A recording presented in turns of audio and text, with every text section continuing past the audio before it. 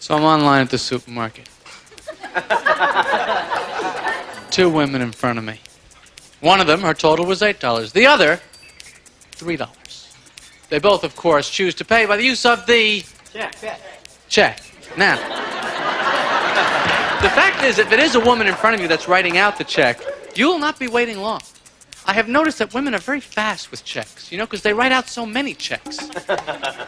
The keys they can never find in their purse. They don't know where that is. But the checkbook, they got that. They never fumble for the checkbook. They've got the checkbook comes out of a holster. Who do I make it out to? There's my ID.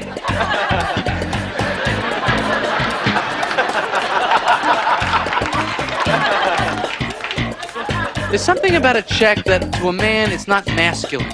I don't know exactly what it is. I think to a man, a check is like a note from your mother that says, I don't have any money, but if you contact these people, I'm sure they'll stick up for me if you could just trust me this one time. I don't have any money, but I have these.